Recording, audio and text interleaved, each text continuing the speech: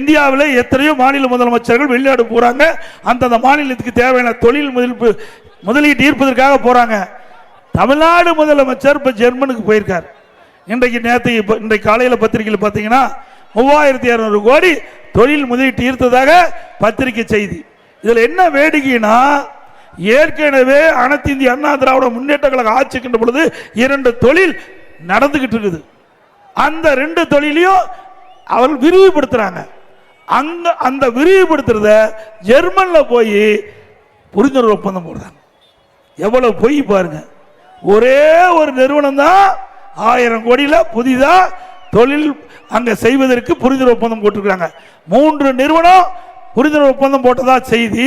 அதில் ஏற்கனவே 2 நிறுவனம் அனைத்து இந்திய அண்ணா திராவிட முன்னேற்ற கழக ஆட்சியில் தொழில் தொடங்கப்பட்டு நடந்துகிட்டு இருக்குது. அவர்கள் அந்த தொழிற்சாலையில் விரிவு செய்கிறாங்க. அதற்கு போய் வெளிநாட்டில் போய் புரிந்துணர்வு ஒப்பந்தம் போடுறாங்க. இப்படி மக்களை ஏமாற்றி தொழில் முதலீட்டு ஈர்ப்பதாக சொல்லி வெளிநாடு போய் முதலமைச்சர் ஒரு பொய்யான செய்தி வெளியிட்டு இருக்கிறாங்க.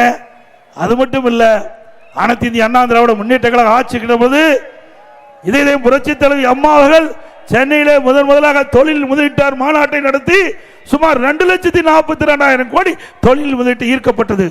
98 புரிந்துணர்வு ஒப்பந்தங்கள் போட்டாங்க.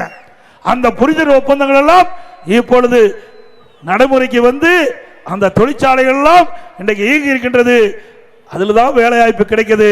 அதே போல அம்மா வழியிலே வந்து அம்மாவுடைய அரசாங்கம் 2019ஆம் ஆண்டு ஜனவரி மாதம் தொழில் முதலீட்டு மாநாட்டை நடத்தி சுமார் 3,05,000 கோடி தொழில் முதலீட்டு ஈர்க்கப்பட்டு 304 புரிந்துணர்வு ஒப்பந்தம் போட்டோம்.